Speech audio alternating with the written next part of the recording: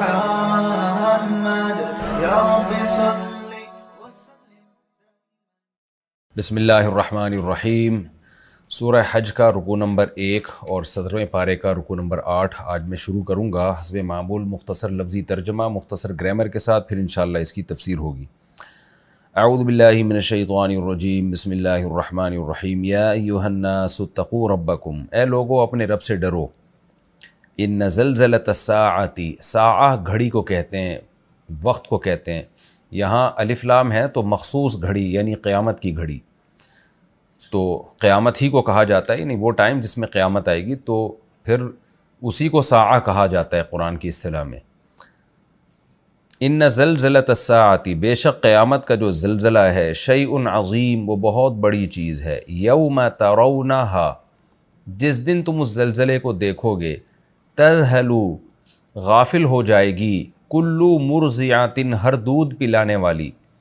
رضاعت ہے نا، دودھ پلانا کہتے ہیں، مدت رضاعت، تو ارضع یرضع، ارضاعن کا معنی دودھ پلانا، مرضعہ دودھ پلانے والی، مکرمتن کی طرح، تذہل تضرب کی طرح ہے، مؤنث کا صیغہ ہے۔ تذہل، غافل ہو جائے گی ہر دودھ پلانے والی، عما ارضعت، اصل میں تھا عن ما، اس چیز سے غافل ہو جائے گی، ارضعت، جس کو یہ دودھ پلا رہی ہے، یعنی اس بچے سے غافل ہو جائے گی جس کو یہ دودھ پلا رہی ہے۔ وَتَضَعُ كُلُّ ذَاتِ حَمْلٍ، اور وضع کر دے گی، وضع حمل کہتے ہیں حمل گرا دینا یا بچے کو پیدا کر دینا، تو وَتَضَعُ كُلُّ ذَاتِ حَمْلٍ حَمْلَهَا، اور گرا دے گی ہر حمل والی اپنے حمل کو۔ وَتَرَى النَّاسَ سُكَارَىٰ، اور اے مخاطب تو لوگوں کو دیکھے گا نشے میں۔ سکر نشے کو کہتے ہیں، مسکر کہتے ہیں نشہ آور چیز، مسکرات کہتے ہیں نا نشہ آور دوائیں یا نشہ آور چیزیں، تو سکارا یہ جمع ہے۔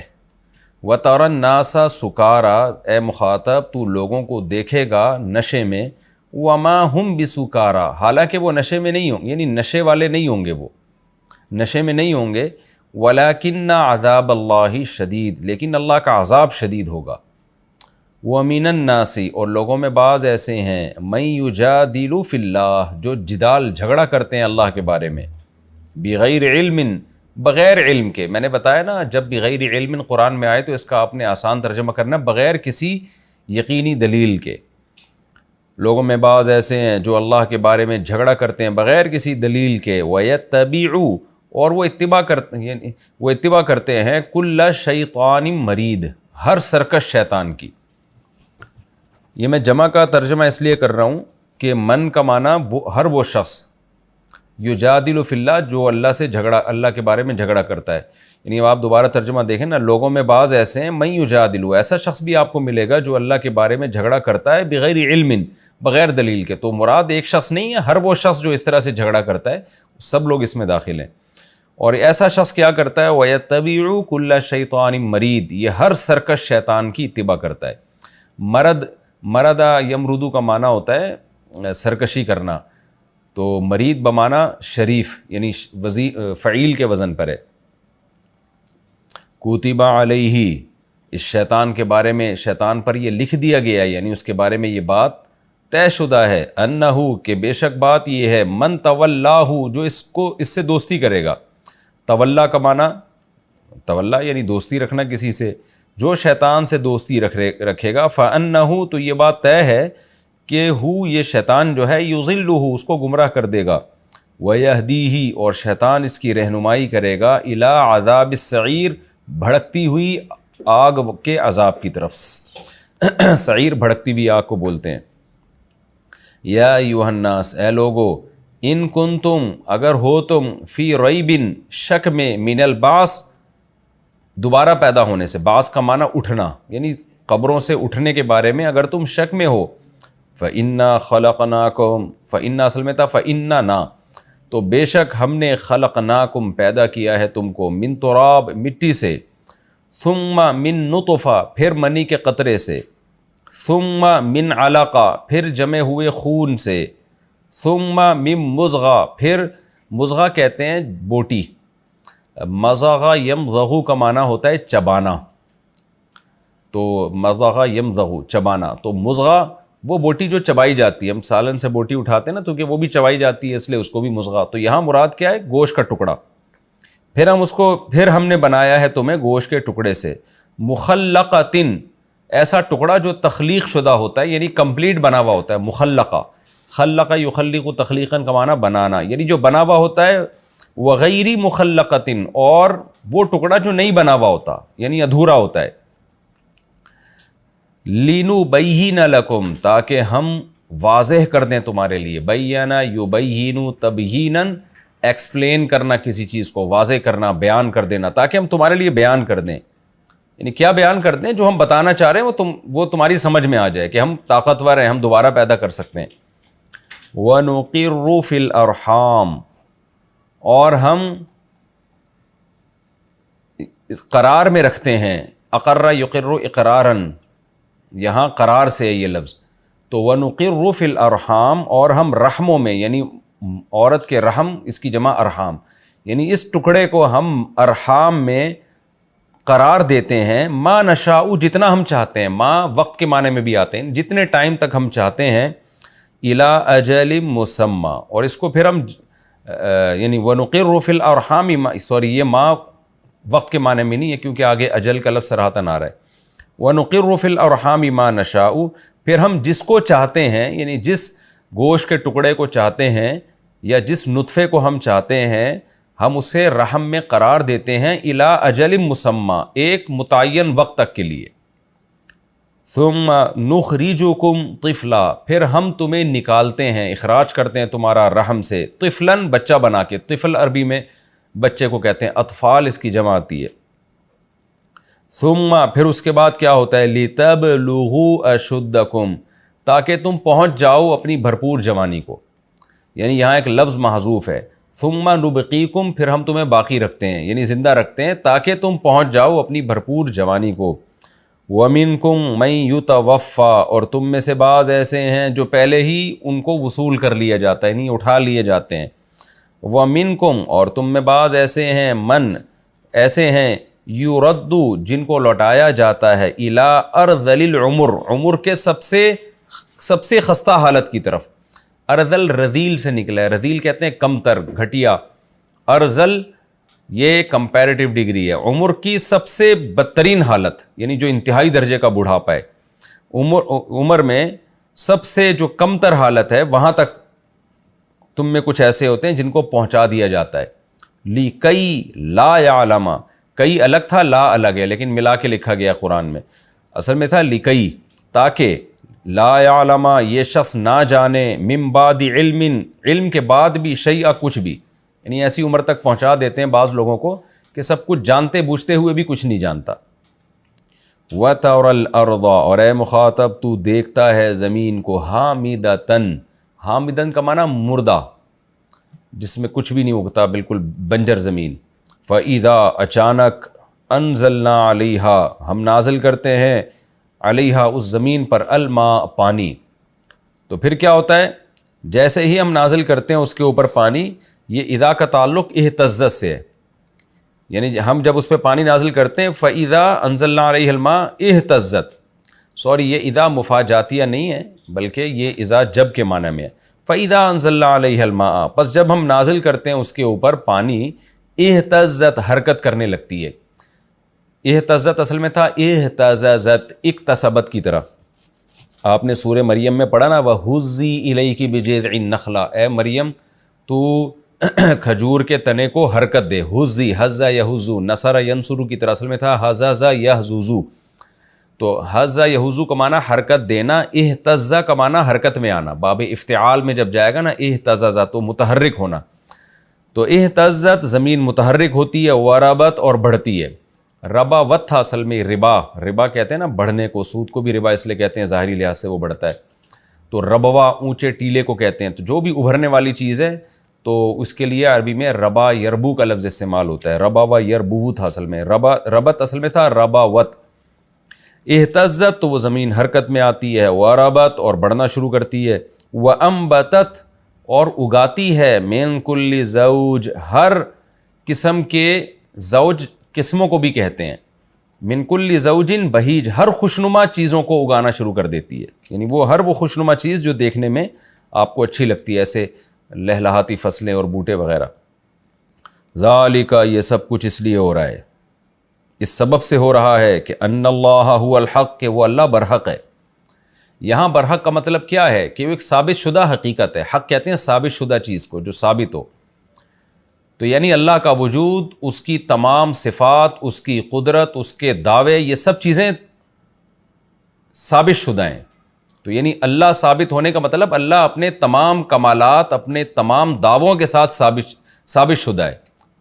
تو یہ مطلب ہے، یعنی یہ بڑا جامع لفظ ہے۔ بِأَنَّ اللَّهَ، یہ سب کچھ اللہ اس لیے کر رہا ہے، یہ سب کچھ اس لیے ہو رہا ہے، بِأَنَّ اللَّهَ، اس سبب سے ہو رہا ہے کہ اللہ تعالیٰ هو الحق، وہی کامل ذات ہے اپنے تمام تر دعووں میں اور اپنی تمام تر صفات میں۔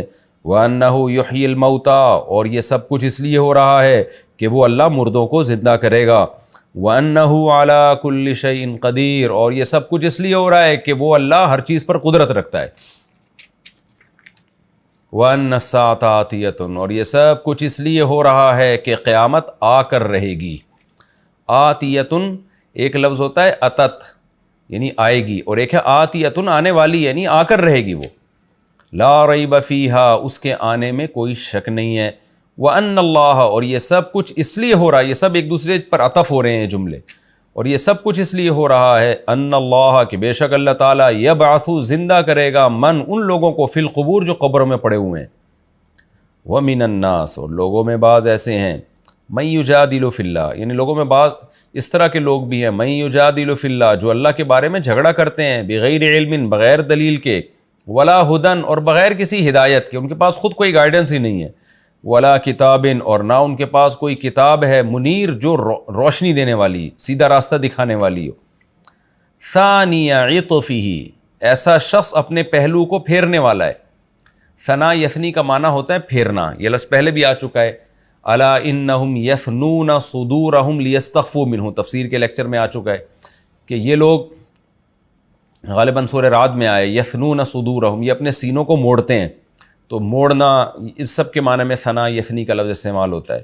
ثانی موڑنے والا، عطف کہتے ہیں پہلو کو۔ ثانی عطفہ، ایسا شخص اپنے پہلو کو موڑتا ہے، یعنی اللہ کی آیات سے، لیضل عن سبیل اللہ، تاکہ لوگوں کو اللہ کے راستے سے گمراہ کرے۔ لہو فی الدنیا خزی، اس کے لیے دنیا میں بھی ذلت، ونذیقہ، اور ہم چکھائیں گے اس کو، یوم القیامہ، قیامت کے دن، عذاب الحریق، حرق کہتے ہیں جلانا، حریق جلانے والی آگ، جلانے والی آگ کا عذاب ہم چکھائیں گے اس کو۔ ذالک، یہ آگ کا عذاب اس لیے ہوگا، بما قدمت، ان اعمال کا نتیجہ ہے، قدمت یدا کا، جو تیرے دونوں ہاتھوں نے آگے بھیجے ہیں۔ وَأَنَّ اللَّهَ، اور یہ سب کچھ اس لیے ہو رہا ہے کہ بے شک اللہ تعالیٰ، لیس بظلام، اللہ بہت بڑا ظالم نہیں ہے، للعبید، عبد کی جمع عبید بھی آتی ہے، اللہ بڑا ظالم نہیں ہے، عبید یعنی اپنے بندوں کے لیے۔ بڑا ظالم کا مطلب کیا ہے؟ اس کا یہ مطلب نہیں کہ چھوٹا ظالم ہے، جب بڑے ظلم، یعنی اس میں حکمت یہ ہوتی ہے کہ اللہ کا چھوٹا ظلم ہی بڑا ظلم ہے۔ اس کی مثال ایسے ہے، جیسے ہم کہتے ہیں نا کسی کو کہ ایک شخص کہے کہ یار تم نے اس بندے سے کام تو کروایا، محنت مزدوری کروائی، اور اس کو تم نے معاوضہ ہی نہیں دیا، تو آپ جواب میں کیا کہتے ہیں؟ یار میں اتنا بڑا ظالم لگ رہا ہوں تمہیں کہ ایک بندے سے مزدوری لوں اور اس کو کا میں معاوضہ نہ دوں، میں اتنا بڑا ظالم نہیں ہو سکتا۔ تو یہاں جو یہ کہا جاتا ہے نا میں اتنا بڑا ظالم، اس کا مقصد یہ نہیں کہ میں چھوٹا ظالم ہوں، مطلب یہ کہ میری نظر میں یہ بہت بڑا ظلم ہے کہ ایک بندے سے آپ نے محنت لی اور اس کو اجرت نہ دی۔ تو اس لیے اللہ کے لیے یہ بہت بڑا ظلم ہے کہ کوئی بندہ نیکی کرے، اللہ اس کو بدلہ نہ دے، یا جرم کرے اور اللہ اس کو اس کے جرم سے زیادہ سزا دے دے۔ تو اس لیے اللہ کہتے ہیں میں اتنا بڑا ظالم نہیں ہوں جیسے تم سمجھ رہے ہو۔ تو مقصد یہ ہوتا ہے کہ بالکل بھی ظالم نہیں ہوں۔ یہ جناب مختصر لفظی ترجمہ ہو گیا، اب ہم اس کی تفسیر کی طرف آتے ہیں۔ بہت عجیب انداز ہے سورت کے شروع ہونے کا۔ اے لوگو اتقوا ربکم، اپنے رب سے ڈرو۔ ان زلزلۃ الساعۃ شیء عظیم، اے اللہ ہم کیوں ڈریں، کیا ہونے والا ہے ہمارے ساتھ جو ہم ڈریں تیرے عذاب سے۔ اللہ کہتے ہیں اس دنیا سے تم دھوکے میں نہ آؤ، اس کی رنگلیوں سے۔ قیامت کا زلزلہ بہت بڑی چیز ہوگی، سب کچھ تباہ و برباد کر دے گا اللہ اس دنیا کی رنگینیوں کو، اس لیے آخرت کی طرف توجہ دو۔ اور اس قیامت کی پہلے سے تیاری کرو. اللہ سے ڈرو کا مطلب اللہ کے عذاب سے ڈرو، یعنی برائیوں سے بچو تاکہ اس عذاب سے تم بچ سکو. پھر آگے اللہ قیامت کی ہولناکیاں ذکر کرتے ہیں. یوم ترونہا، اے مخاطب جس دن تو زلزلے کو دیکھے گا، تذہل کل مرضعۃ عما ارضعت. میں اکثر ایک بات کہتا ہوں نا، قرآن اصول اور ضابطے بیان کرتا ہے مثالوں سے. یہ قرآن کی عادت ہے، کیونکہ مثال سے انسان کو بات بہت جلدی سمجھ میں آتی ہے. تو قرآن ایک اصول اور ضابطہ بیان کر رہا ہے کہ قیامت کا زلزلہ اتنا ہولناک ہوگا کہ انسان کو ہر چیز سے غافل کر دے گا، ہر چیز سے غافل. تو اس غفلت کی اللہ نے مثال دی ہے کہ دنیا میں سب سے زیادہ محبت سمجھی جاتی ہے کہ ماں اپنے دودھ پیتے بچے سے کرتی ہے. جب وہ اس کو شفقت سے گود میں اٹھاتی ہے، بچہ فیڈ کر رہا ہوتا ہے، تو ماں کی آنکھوں کا تارا ہوتا ہے. ویسے بھی ماں اپنے بچے کو کبھی نہیں بھولتی، کچھ بھی ہو جائے. وہ بچہ جو دودھ پیتا بچہ ہو، معصوم بچہ، اس کو کبھی نہیں بھولتی. ان کی مثالیں دی جاتی ہیں محبت کی کہ کیسا ہی غم کیوں نہ ہو، ماں کبھی اپنے بچے کو گود سے پھینکتی نہیں ہے. لیکن اللہ کہتے ہیں وہ دودھ پیتا بچہ جو ماں کی گود میں ہوگا، اس قیامت کی ہولناکیوں سے ماں پر ایسا خوف ہوگا کہ ہر دودھ پلانے والی، چاہے وہ انسانوں میں ہو جانوروں میں ہو، وہ غافل ہو جائے گی عما ارضعت، اس بچے سے جس کو وہ دودھ پلا رہی ہے. وَتَضَعُ كُلُّ ذَاتِ حَمْلٍ حَمْلَهَا، اور جو حمل والی عورت ہوگی وہ اس زلزلے کے خوف سے حمل کو ضائع کر دے گی، گرا دے گی. یہ بھی ہوتا ہے کہ جب عورت پہ بہت زیادہ کوئی خوف آ جاتا ہے تو حمل ضائع ہو جاتا ہے. وَتَرَى النَّاسَ سُكَارَى، اور اے مخاطب تو لوگوں کو دیکھے گا نشے میں مدہوش، دماغ کام نہیں کر رہا ہوتا نا، تو وہ نشے میں ہوتا ہے. وَمَا هُمْ بِسُكَارَى، حالانکہ وہ نشے میں نہیں ہوں گے. وَلَكِنَّ عَذَابَ اللَّهِ شَدِيد، لیکن اللہ کا عذاب بہت سخت ہوگا، اتنا سخت عذاب ہوگا کہ لوگوں کے ہوش اڑا دے گا. وَمِنَ النَّاسِ مَن يُجَادِلُ فِي اللَّهِ، کون سی چیز ہے جو ہمارے دل میں اللہ کا ڈر نہیں پیدا ہونے دیتی؟ یہی ہے کہ ہمیں آخرت کا خوف نہیں ہے، ہم قیامت کی ہولناکیوں کو مانتے نہیں ہیں. بار بار ایک ہی چیز کو ہم لے کے بیٹھے رہتے ہیں کہ بھائی ہم جب مر کے ختم ہو گئے اور مٹی ہو گئے تو کون سا دوبارہ اس کائنات میں ایسا دھماکہ ہوگا کہ ہم سب ایک دھماکے کے ساتھ قبروں سے اٹھ کھڑے ہوں گے. اس لیے اللہ نے فرمایا کہ کچھ لوگ جب یہ آیات آتی ہیں تو مشرکین میں اور کافروں میں، ملحدوں میں، ایتھیس لوگوں میں ایسے لوگ ہیں جو بغیر دلیل کے الزامات لگانا شروع کر دیتے ہیں. یعنی ان کے پاس کوئی ہدایت نہیں ہے، کوئی ان کے پاس ان کے دعوے کے برحق ہونے کی کوئی دلیل نہیں ہے، بلکہ ان کے دعوے کے غلط ہونے کی دلیل ہے. اس کے باوجود وہ دعویٰ کرتے ہیں اور اللہ کے بارے میں جھگڑتے ہیں. وہ کیا جھگڑا کرتے ہیں؟ وَمِنَ النَّاسِ، لوگوں میں ایسے لوگ بھی ہیں، مَن يُجَادِلُ فِي اللَّهِ، جو اللہ کے بارے میں جھگڑتے ہیں. یعنی اللہ کے بارے میں کیا مطلب؟ کیا اللہ کی باتوں کے بارے میں، اللہ جو کچھ کہہ رہا ہے اس کو مانتے نہیں ہیں. بغیر علم، بغیر دلیل کے. یعنی یہ کوئی دلیل تو نہیں ہوئی نا کہ جب مٹی ہو جائیں گے تو کون زندہ کرے گا، تو یہ کوئی دلیل تو نہ ہوئی نا. وَيَتَّبِعُ، اور وہ اتباع کر رہے ہوتے ہیں، کُلَّ شیطان، ہر شیطان، مرید مردود شیطان، جو سرکش شیطان، جو ویسے ہی خدا کا باغی ہے. یہ شیطان ان کے دل میں وسوسے ڈالتا ہے اور یہ اسی شیطان کو فالو کر رہے ہوتے ہیں خواہشات کے غلام بن کے. اللہ کہتے ہیں کتب علیہ، دیکھو شیطان کو فالو مت کرو. شیطان کے بارے میں یہ بات لکھ دی گئی ہے، انہ من تولاہ، کہ جو شیطان کو دوست بنائے گا، فانہ یضلہ، شیطان نے اس کو غلط ٹریک پر ہی چلانا ہے. ویہدیہ الی عذاب السعیر، اور شیطان بالآخر اس کو جہنم کا ایندھن بنا دے گا. تو اپنا فیوچر، اپنا مستقبل کیوں شیطان کی باتوں میں آ کے تباہ کر رہے ہو؟ پھر آگے اللہ سے ہم پوچھتے ہیں، اللہ پھر تو بتا دے، تو یہ تو کہہ رہا ہے کہ جو آخرت کا منکر ہے اس کے پاس کوئی دلیل نہیں، تو تیرے دعووں کی تیرے پاس کیا دلیل ہے کہ تو دوبارہ زندہ کرے گا اور قیامت کی ہولناکیاں ہوں گی اور اس میں مردے زندہ ہوں گے؟ تو تیرے پاس کیا دلیل ہے اپنے دعوے کے برحق ہونے کی؟ تو آگے اللہ نے دلائل دیے، یا ایھا الناس، اے لوگو، ان کنتم فی ریب من البعث، اگر تم دوبارہ زندہ ہونے کے بارے میں شک میں ہو، فإنا خلقناکم من تراب، تو دیکھو ہم نے تمہیں مٹی سے پیدا کیا ہے. انسان کی ابتدا جو ہم کھانا کھاتے ہیں، ہم یا تو گوشت کھائیں گے یا سبزی کھائیں گے، تو یہ سب چیزیں مٹی سے بنتی ہیں. آپ زمین میں دیکھیں، نہ گھاس کا تنکا ہے، نہ خربوزہ ہے، نہ تربوز ہے، نہ گندم ہے، ایک بیج ہوتا ہے اور گوبر مٹی پانی کے ملاپ سے وہ ہزاروں آم پیدا ہو جاتے ہیں، ہزاروں گندم پیدا ہو جاتے ہیں، گھاس پیدا ہوتی ہے، اس کو جانور کھاتے ہیں، اسی گھاس سے گوبر پیدا ہوتا ہے، اسی گوبر سے پھر زمین کی خوراک بنتی ہے، اور اسی گھاس سے دودھ پیدا ہوتا ہے، اسی گھاس سے گوشت پیدا ہوتا ہے۔ تو یہ مٹی ہے جس کو میں مختلف پروسیس سے گزار رہا ہوں۔ تو اللہ کہتے ہیں تم یہ چیزیں اپنی آنکھوں سے نہیں دیکھتے۔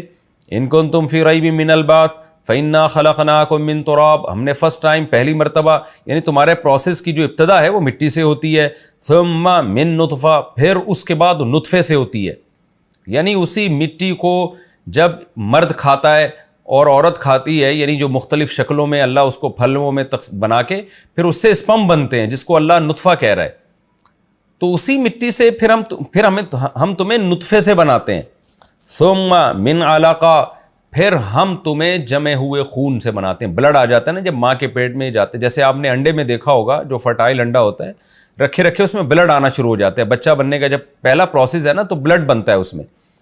ثم من علقہ، تو ہم پھر کیا کرتے ہیں، گوشت کے یعنی جو جمع ہوا خون ہے نا، لٹکا ہوا، علقہ میں تعلیق کا معنی پایا جاتا ہے۔ بچہ جو ہے نا ماں کے رحم میں ایسے جیسے درخت کی جڑیں ہوتی ہے نا، اور زمین سے درخت پیوست ہوتا ہے، تو ایسے ہی بچہ ماں کے پیٹ میں اس کی جڑیں گھسی ہوئی ہوتی ہیں، لٹکا ہوا ہوتا ہے وہ، تو اس لیے قرآن نے اس کے لیے علقہ کا لفظ استعمال کیا، جمع ہوا خون جو لٹکا ہوا ہوتا ہے۔ ثم من مضغہ، اس کے بعد ہم تمہیں بناتے ہیں گوشت کے ٹکڑے سے۔ دیکھیے یہ قرآن کی بلاغت ہے کہ قرآن ہر لفظ کے لیے ثم کا لفظ استعمال کر رہا ہے۔ ہونا تو یہ چاہیے تھا قرآن یہ کہتا کہ اے لوگو ہم تمہیں بناتے ہیں مٹی سے اور نطفے سے، اور پھر اس نطفے کو ہم علقہ میں اور علقہ کو مضغہ میں تبدیل کر دیتے ہیں۔ ہونا تو یہ چاہیے تھا نا، لیکن قرآن کیا کہہ رہے ہیں، ہم تمہیں مٹی سے بناتے ہیں، ہم تمہیں جمے ہوئے خون سے بناتے ہیں، ہم تمہیں بوٹی سے بناتے ہیں، یعنی ایک ایک پروسیس کو اللہ الگ الگ بیان کر رہا ہے کہ ان میں کوئی بھی چیز انسان کے مشابہ نہیں ہے۔ یعنی اگر تمہیں یہ شک ہے نا کون ہمیں دوبارہ پیدا کرے گا، تو اللہ کہہ رہے ہیں مٹی کو دیکھو، اپنے آپ کو دیکھو، ہم نے تمہیں مٹی سے بنایا۔ پھر منی کے قطرے کو دیکھو، اپنے آپ کو دیکھو، ہم نے تمہیں اس سے بنایا۔ پھر جمے ہوئے خون کو دیکھو، اپنے آپ کو دیکھو، ہم نے تمہیں اس سے بنایا۔ پھر تم گوشت کے ٹکڑے کو دیکھو جو ماں کے پیٹ میں ہوتا ہے، اور اپنے آپ کو دیکھو، تو ہم نے اس گوشت کے ٹکڑے سے بنایا۔ یہ ساری محیر العقول کام ہے، یہ سارے کے سارے عجیب کام ہیں، لیکن یہ سب خدا کر رہا ہے، تو وہ مٹی سے دوبارہ انسان کیوں نہیں بنا سکتا؟ اور پھر ثم کا لفظ قرآن استعمال کر رہا ہے۔ ثم کہتے ہیں پھر، ثم آتا ہے کوئی کام کچھ دیر کے بعد ہوا ہو نا، اس کے لیے ثم کا لفظ استعمال ہوتا ہے۔ جیسے ہم کہتے ہیں جاءنی زید ثم عمر، میرے پاس زید آیا پھر اس کے بعد عمر آیا، یعنی تھوڑا ٹائم کے بعد آیا۔ لیکن یہاں قرآن کا مقصد یہ بتانا نہیں ہے کہ ان دونوں چیزوں میں ٹائم لگ رہا ہے، بلکہ بعض دفعہ جب کسی چیز کو اہتمام سے بیان کیا جاتا ہے تو اس کے لیے بھی ثم کا لفظ آتا ہے۔ جیسے میں کہتا ہوں جاءنی زید، میرے پاس زید آیا، اب آپ کے ذہن میں ہوگا زید ہی آیا ہوگا، لیکن آپ کہتے ہیں ٹھہرو میں تمہیں ایک اور بات بتاؤں، ثم عمر، پھر عمر بھی آیا، تو اس عمر کو آپ بڑے اہتمام سے بیان کر رہے ہیں، زید کے ساتھ ملا نہیں رہے، جاءنی زید و عمر، زید اور عمر دونوں آ گئے، آپ اس کو الگ سے پروٹوکول دے رہے ہیں، تو اس کے لیے بھی ثم کا لفظ استعمال ہوتا ہے۔ یعنی گویا وہ آیا تو فوراً ہے، لیکن آپ کہہ رہے ہیں میں اس کو الگ سے بیان کروں گا، الگ سے تھوڑا ٹائم لگا کے بیان کروں گا میں اس کو، تو اہمیت دینے کے لیے بھی ثم کا لفظ استعمال ہوتا ہے۔ تو یہاں قرآن کہہ رہا ہے کہ ہم نے تمہیں بنایا مٹی سے، ہونا یہ چاہیے تھا، پھر قرآن کہتا ہے اور، یعنی واو کا لفظ لاتا، پھر ہم نے تمہیں نطفے سے اور علقہ سے اور مضغہ سے بنایا، لیکن ثم کا لفظ لا کے قرآن ہر پروسیس کو ایک الگ سے ویلیو دے رہا ہے کہ ہر پروسیس جو ہے اور ہر بننے کا عمل ایک الگ ہی خدا کی قدرت کی دلیل ہے۔ یہ تو سائنس نے دیکھ لیا تو مان لیا کہ ایسے بنتا ہے، ورنہ اگر نہ دیکھا ہوتا نا یہ پروسیس، دنیا کا کوئی سائنسدان نہیں مانتا کہ انسان ایسے بنا ہے۔ اور میں بار بار ایک بات کہتا ہوں کہ یہ جو بولتے ہیں نا کروڑوں اربوں سال میں جا کے ہم بنے ہیں، یہ جھوٹ بولتے ہیں، ہم 9 مہینے میں ماں کے پیٹ میں بنے، اس کی کوئی لاجک بیان کرو ہمارے سامنے کہ ایک پانی کے قطرے میں ایسے سافٹ ویئر کیسے انسٹال ہو گئے کہ 9 مہینے میں پورا بچہ بن کے نکل آیا، یہ تو کروڑوں سال میں نہیں ہو سکتا۔ یہ تو یہ کہتے ہیں کروڑوں سال میں انسان ایوالو ہو کے یہاں تک پہنچا ہے۔ بھائی میں اور آپ تو 9 مہینے میں بن کے یہاں تک پہنچے ہیں، پانی کے قطرے، یہ مٹی اور سے خوراک بن رہی ہے، خوراک سے منی کا قطرہ بن رہا ہے، منی کے قطرے سے جمع ہوا خون بن رہا ہے، جمے ہوئے خون سے بوٹی گوشت بن رہا ہے، گوشت سے پھر انسان بن رہا ہے، اور انسان ماں کے پیٹ سے آ رہا ہے، اور پھر ماں کی چھاتیوں میں دودھ پیدا ہو رہا ہے۔ یہ تو 9 مہینے کے اندر یہ پروسیس ہو رہا ہے۔ تو یہ بہت بڑی خدا کی قدرت کی دلیل ہے، خدا کے وجود کی اور اس بات کی کہ خدا ہر چیز پر قادر ہے۔ وہ اگر دعوے کر رہا ہے کہ میں پیدا کروں گا تو وہ پیدا کر کے چھوڑے گا، وہ ضائع نہیں کرے گا انسان کو۔ اس لیے اللہ تعالیٰ فرماتے ہیں ثم من مضغہ، پھر ہم نے تمہیں پیدا کیا گوشت کے ٹکڑے سے، مخلقتین، اس گوشت کے ٹکڑے میں کچھ پورے بن جاتے ہیں اور کچھ ادھورے بنتے ہیں، جس کی وجہ سے بچہ معذور پیدا ہوتا ہے۔ تو معذور کو بھی ہم پیدا کرتے ہیں اور ہم جو معذور نہیں ہوتے ان کو بھی پیدا کرتے ہیں۔ یہ سارے کام ہم کیوں کر رہے ہیں؟ لِنُبَيِّنَ لَكُمْ، تاکہ ہم تمہارے لیے واضح کر دیں اپنی قدرت، اپنی طاقت، اپنا وجود۔ یعنی اللہ چاہتا تو کروڑوں سال میں بھی انسان کو پیدا کر سکتا ہے۔ میں اور آپ ہوتے اور ہم کہتے کہ ہم کروڑوں سال پہلے بنے تھے اور ارتقاء کرتے کرتے زمانے کے لحاظ سے اپنے آپ کو ایوالو کرتے کرتے ہم یہاں تک پہنچے ہیں، تو اللہ ایسے بھی بنا سکتا تھا، ہم کنفیوژن میں پڑ جاتے کہ پتہ نہیں کسی نے بنایا ہے، خود سے بنے۔ لیکن اللہ کہتا ہے میں 9 مہینے کے اندر یہ پروسیس کر کے تمہیں دکھا دیتا ہوں۔ یہ سب کچھ اس لیے لِنُبَيِّنَ لَكُمْ، یہ ہم اپنے دعووں کی دلیل دینے کے لیے ہم نے یہ کیا ہے۔ کسی اور طریقے سے بھی انسان بن سکتا تھا، لیکن ہم تمہارے سامنے بنا رہے ہیں کہ دیکھو اس طریقے سے ٹھک ٹھک انسان بنتے چلے جا رہے ہیں۔ کیا عجیب انداز ہے خدا کا اور کیا عجیب قدرت ہے۔ لِنُبَيِّنَ لَكُمْ، تاکہ ہم تمہارے سامنے بیان کریں۔ خدا کی قسم، دنیا میں کوئی مذہبی کتاب، کوئی آسمانی کتاب اتنی وضاحت سے اپنے دعووں کو ایکسپلین نہ کرتی ہے نہ کر سکتی ہے جیسے قرآن کرتا ہے۔ آپ ہندوؤں کی مذہبی کتابوں کو دیکھو، آپ دیگر کتابوں کو دیکھو، مذہبی کتابوں کو، ہے ہی نہیں کسی کے پاس ایسی رہنمائی۔ لہذا دنیا، انسان جو ہے وہ کوئی سائنس کی بھیٹ چڑھ چکا ہے، ایسے نظریات سائنس کے جو ثابت نہیں ہیں، بس تھیوریز ہیں، ہوائی باتیں ہیں۔ کسی نے اپنے آپ کو اس میں پڑھ کے گمراہ کر دیا، کسی نے اپنے آپ کو باطل مذہبوں کی پیروی میں جا کے گمراہ کر دیا۔ صرف حق صرف قرآن ہی بیان کرتا ہے۔ تو قرآن کہتا ہے لِنُبَيِّنَ لَكُمْ، تاکہ ہم تمہارے سامنے واضح کر دیں۔ وَنُقِرُّ فِي الْأَرْحَامِ مَا نَشَاءُ، اور ہم جس کو چاہتے ہیں رحم میں اس کو قرار دے دیتے ہیں، اس نطفے کو، إِلَىٰ أَجَلٍ مُّسَمًّى، ایک وقت متعین تک، جو بچے کی ولادت کا وقت ہے۔ ثم، اس کے بعد پھر کیا ہوتا ہے؟ نُخْرِجُكُمْ، ہم نکالتے ہیں تم کو طفلاً، بچہ بنا کے۔ یعنی یہ کتنا عجیب پروسیس ہے، وہ کیا تھا اور نکل کیا رہا ہے، بالکل انسان بن کے، آنکھیں، ناک، کان، دل، دماغ، جگر، بچہ بنا کے نکالتے ہیں۔ ثم، پھر ابھی یہ قدرت ختم نہیں ہوئی ہے، لِتَبْلُغُوا أَشُدَّكُمْ، تاکہ تم پہنچ جاؤ جوانی کو۔ یعنی ہم تمہیں باقی رکھتے ہیں تاکہ تم پہنچ جاؤ بھرپور جوانی کو۔ تو اپنی جوانی اور اس بچپن کو دیکھو کیسی پاور آ جاتی ہے تمہارے اندر۔ یعنی ہر پروسیس جو مٹی سے شروع ہوا تھا اس کا ہر اسٹیپ عجیب سے عجیب تر ہے۔ پھر کیا ہوتا ہے؟ اللہ فرماتے ہیں 2 طرح کے اور لوگ بھی ہوتے ہیں، کچھ تو بھرپور جوانی کو پہنچتے ہیں اور اس میں مر جاتے ہیں، اور کچھ ایسے ہوتے ہیں جو جوانی سے پہلے ہی مر جاتے ہیں، اور کچھ ایسے ہوتے ہیں جن کو انتہائی بڑھاپے تک پہنچاتا ہوں۔ وَمِنْكُم مَّن يُتَوَفَّىٰ، کچھ ایسے جو مر جاتے ہیں یعنی جوانی سے پہلے ہی مر جاتے ہیں۔ وَمِنْكُم مَّن يُرَدُّ، اور تم میں سے کچھ ایسے ہیں جن کو لوٹایا جاتا ہے إِلَىٰ أَرْذَلِ الْعُمُرِ، عمر کے انتہائی رذیل حصے تک، انتہائی خستہ حصے تک۔ لِكَيْ لَا يَعْلَمَ مِن بَعْدِ عِلْمٍ شَيْئًا، تاکہ وہ نہ جانے علم کے بعد بھی کچھ۔ یعنی ایسا بڑھاپا ہوتا ہے کہ سب کچھ جانتے ہوئے بھی انسان کچھ نہیں جانتا، بچپنے کی طرف لوٹ آتا ہے۔ یہاں لام عاقبت کے لیے، یعنی ہم انتہائی بڑھاپے کی طرف اس کو لوٹا دیتے ہیں۔ لِكَيْ لَا، جس کا نتیجہ یہ نکلتا ہے، جس کا انجام یہ ہوتا ہے، لَا يَعْلَمَ مِن بَعْدِ عِلْمٍ شَيْئًا، کہ علم کے بعد بھی کچھ نہیں پتہ چلتا۔ یعنی یہ بھی ہمارے انسانی باڈی پہ تصرفات ہیں۔ سائنس تو صرف لاجک تلاش کرتی ہے کہ ایسا کیوں ہوتا ہے، لیکن کر تو اللہ رہا ہے نا، وہ لاجک کا پیدا کرنے والا بھی تو اللہ ہے۔ یعنی انسان ایسے خدا کے ہاتھ میں ایک کھلونا ہے کہ اللہ کہتے ہیں اتنا پڑھا لکھا ہونے کے باوجود، جاننے بوجھنے کے باوجود، بڑھاپے میں ایسا بچوں کی طرح ہو جاتا ہے، کچھ نہ پتہ اس کو، یہ نہیں یاد رہتا میں نے کیا کھایا کیا پیا۔ ہم نے تو بوڑھوں کو دیکھا ہے نا، ان کو قبلے کا ہی نہیں پتہ چلتا۔ 70 80 سال جس قبلے کی طرف رخ کر کے نماز پڑھی ہے وہ بھول جاتے ہیں، کبھی ادھر رخ کر کے نماز پڑھ رہے ہیں، کبھی ادھر۔ تو اللہ کہتے ہیں سب کچھ آنے کے بعد بھی غافل ہو جاتا ہے انسان۔ یہ ہماری قدرت کے تصرفات ہیں۔ وَتَرَى الْأَرْضَ، اللہ کہتے ہیں یہ تو تیری ذات میں جو میری قدرت تھی نا وہ میں نے تجھے دکھائی ہے۔ آج ذرا زمین کی طرف چلتے ہیں۔ وَتَرَى الْأَرْضَ، اور اے مخاطب تو زمین کو دیکھتا ہے، حامدتاً، بجھی پڑی ہوئی ہے، مردار پڑی ہوئی ہے۔ اگر کوئی سائنسدان کہے نا، کسی سائنسدان کو وہاں لے کے جاتا اور پوچھتا کہ بتا اس میں سے خربوزے تربوز پیدا ہو سکتے ہیں، ساری دنیا کے سارے سائنسدان وہ لاکھوں سال لگے رہتے اور کہتے ہیں یہاں سے کچھ نہیں پیدا ہو سکتا، ممکن ہی نہیں ہے، لیکن سب دیکھ رہے ہیں اپنی آنکھوں سے بیجوں سے چیزیں پیدا ہوتی ہوئی، بیج بنتے ہوئے، اس لیے سب نے مان لیا کہ جی اس طرح سے ہو سکتا ہے، ورنہ کوئی بھی نہیں مانتا۔ یہ تو اللہ کی قدرت تم نے دیکھ لی ہے، اس لیے قرآن کہتا ہے وَتَرَى الْأَرْضَ حَامِدَةً، تو دیکھتا ہے زمین بجھی پڑی ہوئی ہے، کوئی پھل پھول بیل بوٹے درختوں کے نکلنے کا، کیونکہ آپ کھود کے دیکھو تو کچھ ہے ہی نہیں اندر، تو نکلے گا کہاں سے؟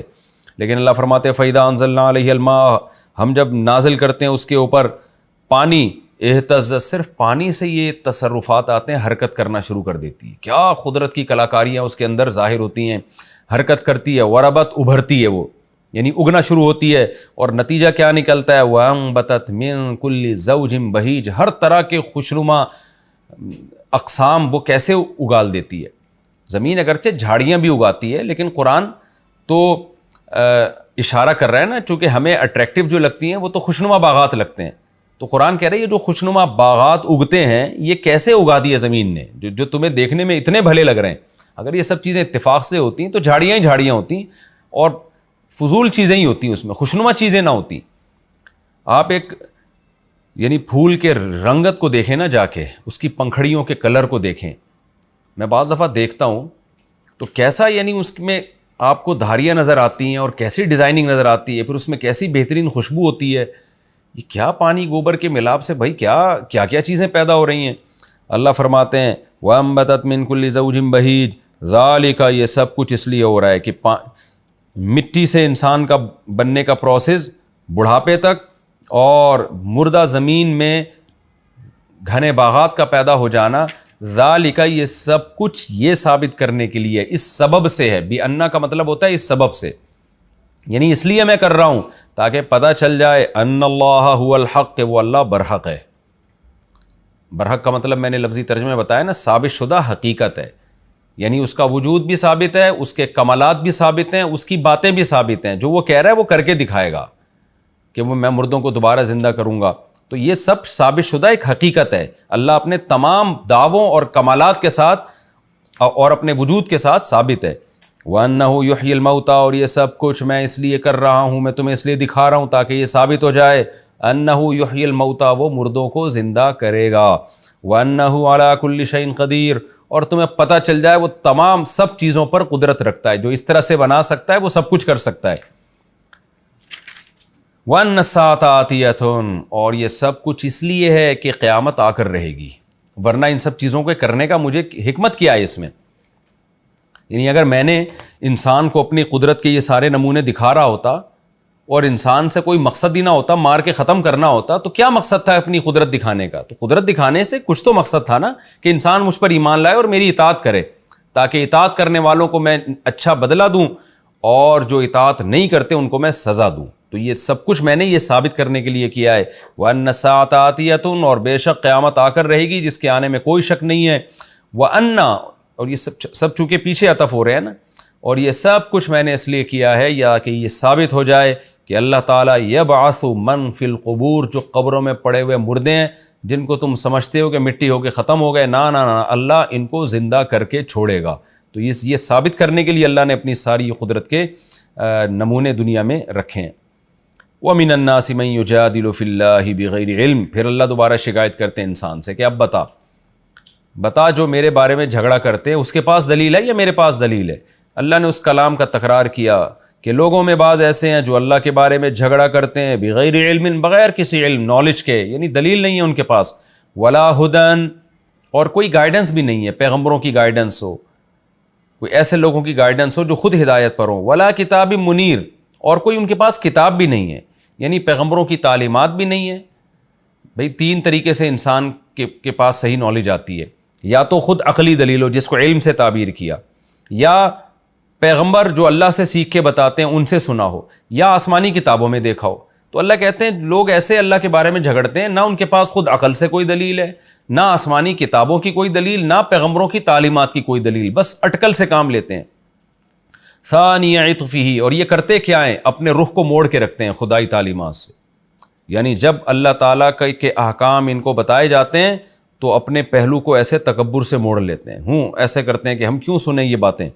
لیضل عن سبیل اللہ، یہ سب کچھ اس لیے کرتے ہیں تاکہ یہ لوگوں کو خدا کے راستے سے ہٹائیں، سیدھے راستے سے لوگوں کو ہٹائیں۔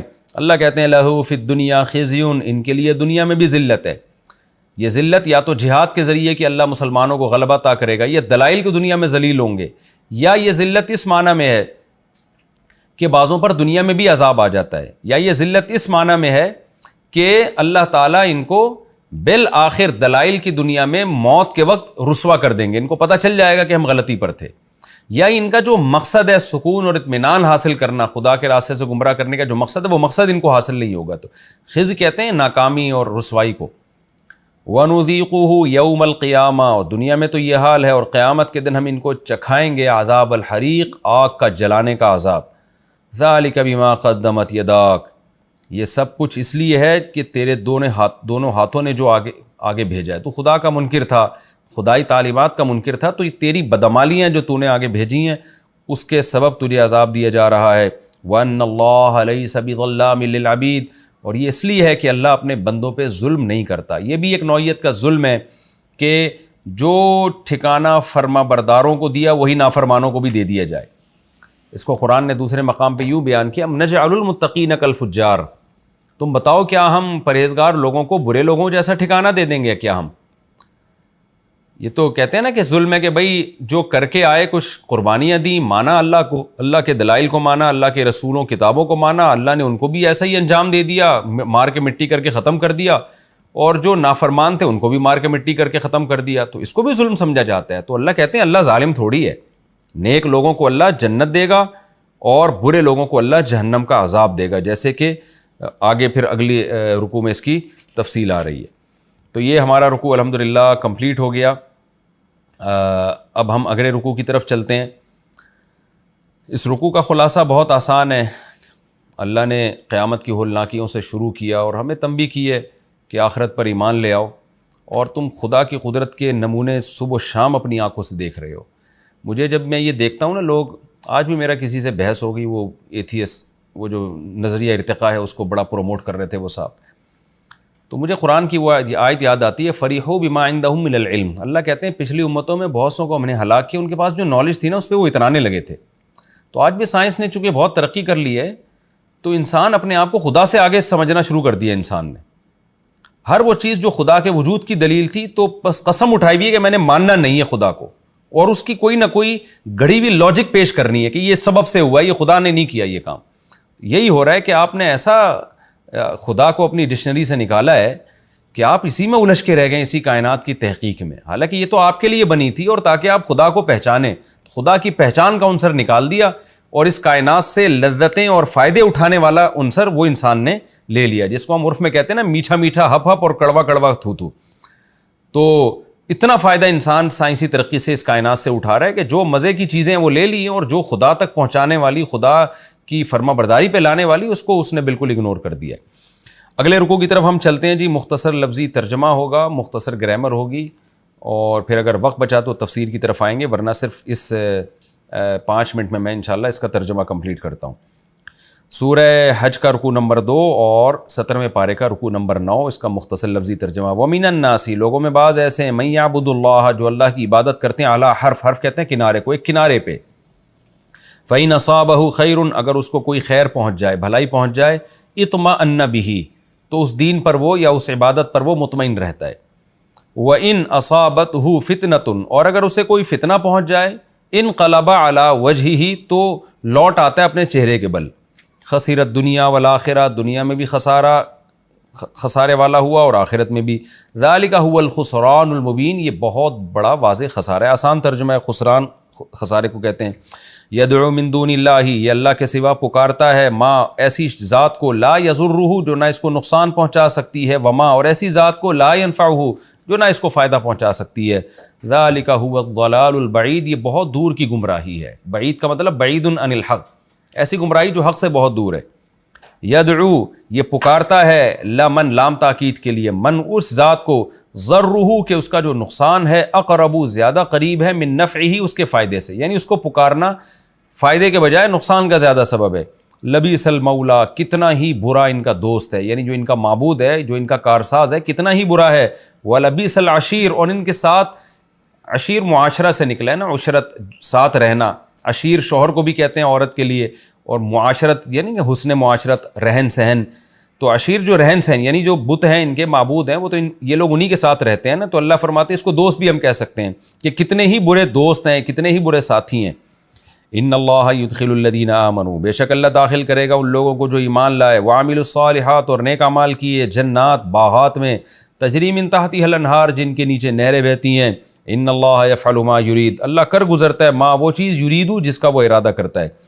من کان یظن، وہ شخص جو یہ گمان کرتا ہے، الن ینصرہ اللہ فی الدنیا والآخرہ، کہ اللہ ہرگز مدد نہیں کرے گا اس کی یعنی محمد صلی اللہ علیہ وسلم کی دنیا اور آخرت میں.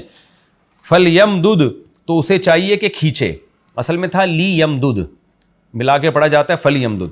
تو ایسے شخص کو چاہیے کہ وہ کھینچے، مدہ یمدو کا معنی کھینچنا، بسبب، ایک رسی، سبب رسی کو بھی کہتے ہیں، ایک رسی کھینچے، الی السماء، آسمان کی طرف، یعنی آسمان تک ایک رسی لے جائے. ثم لیقطع، پھر کاٹ ڈالے، یعنی اس رسی کے ذریعے آسمان پہ چڑھے اور کاٹ ڈالے. کیا کاٹ ڈالے؟ جو وہی اوپر سے آ رہی ہے نا اس کو کاٹ ڈالے جا کے، یعنی وہی کا سلسلہ روک کے دکھا دے. پھر وہ فلینظر، پھر وہ یہ دیکھے، هل یذهبن، کیا لے گئی، اذهب یذهب، اذهابا کا معنی لے جانا، کیا لے گئی ہے، قیدہ، اس کی جو یہ تدبیر ہے، ما وہ چیز، یغیظو، غازہ یغیظو کا معنی غصے میں ڈالنا، کیا اس کی تدبیر اس چیز کو لے گئی ہے جو چیز اس کو غصے میں ڈال رہی ہے. یعنی اس اسلام دشمن کو یہ چیز غصے میں ڈال رہی ہے کہ محمد صلی اللہ علیہ وسلم ترقی کیوں کر رہے ہیں، تو یہ چاہتا ہے کہ یہ ترقی ختم ہو. تو اللہ کہہ رہے ہیں کہ اس شخص کو چاہیے کہ جائے آسمان میں رسی لے کے چڑھ جائے اور اوپر سے وہی کا کنیکشن کاٹ دے جا کے، پھر دیکھ لے کہ بھائی جو چیز مجھے غصے میں ڈال رہی تھی وہ ختم ہو گئی کہ نہیں ہو گئی. تو ظاہر ہے وہ ختم نہیں ہو سکتی، نہ وہی ختم ہو سکتی ہے تو پیغمبر کی مدد بھی ختم نہیں ہو سکتی. تفسیر میں اس کی ڈیٹیل آئے گی انشاءاللہ. وَكَذَلِكَ أَنزَلْنَاهُ آيَاتٍ بَيِّنَاتٍ، اس طرح ہم واضح آیات نازل کرتے ہیں. وَأَنَّ اللَّهَ يَهْدِي مَن يُرِيدُ، اور اللہ ہدایت اسی کو دیتا ہے جو یریدو، جو چاہتا ہے. ان الذین آمنوا، بے شک وہ لوگ جو ایمان لائے، والذین ہادوا، وہ لوگ جو یہودی ہو گئے، والصابئین، اور جو صابئی ہیں، صابی کہتے ہیں جو اپنے دین سے پھر جائے. تو یہودیوں میں، عیسائیوں میں، مشرکین میں جو بھی دین سے پھر گیا وہ صابی ہے، لیکن پھرنے کے بعد وہ دین برحق کی طرف نہیں آیا بلکہ کوئی نیا دین گھڑ لیا اس نے. تو ایسے تمام لوگوں کو صابئین کہا جاتا ہے. والنصارى، اور عیسائی، والمجوس، اور آتش پرست، آگ پرست، والذین اشرکوا، اور وہ لوگ جو مشرک ہیں، جو کسی اور طرح سے شرک کرتے ہیں. ان اللہ یفصل بینہم یوم القیامہ، اللہ قیامت کے دن ان کے درمیان فیصلہ کر دے گا، یعنی عملی فیصلہ. ان اللہ علی کل شیء شہید، بے شک اللہ ہر چیز پر گواہ ہے.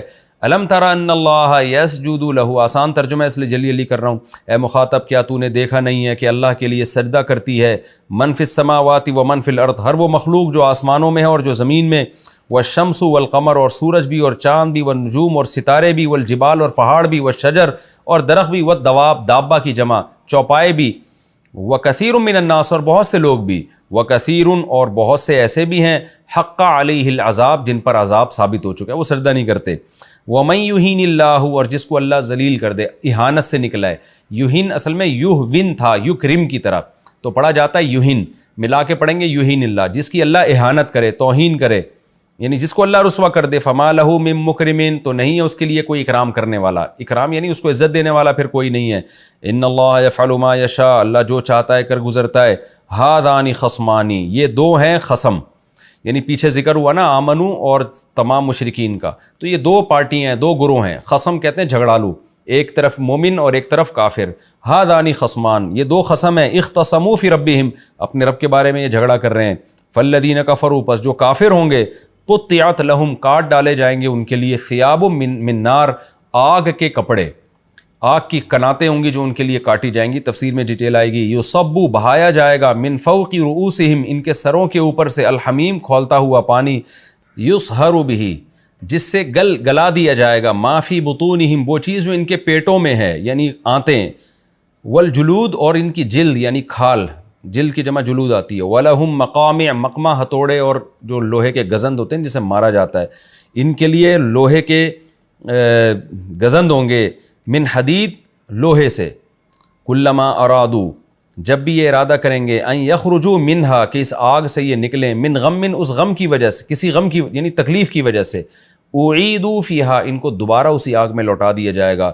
وذوقوا، اور کہا جائے گا کہ چکھو، عذاب الحریق، جلانے والی آگ کا عذاب. اللہ ہم سب کو اس آگ سے محفوظ رکھے. یہ جی سورہ حج کا رکوع نمبر 2 اور 17ویں پارے کا رکوع نمبر 9 کا لفظی ترجمہ ہو گیا مختصر گرامر کے ساتھ. انشاءاللہ ہم اگلے ایپیسوڈ میں اس رکوع کی تفسیر شروع کریں گے. سورہ حج کا رکوع نمبر 2 اور 17ویں پارے کا رکوع نمبر 9 اس کی تفسیر شروع ہوگی انشاءاللہ. وما علینا الا البلاغ.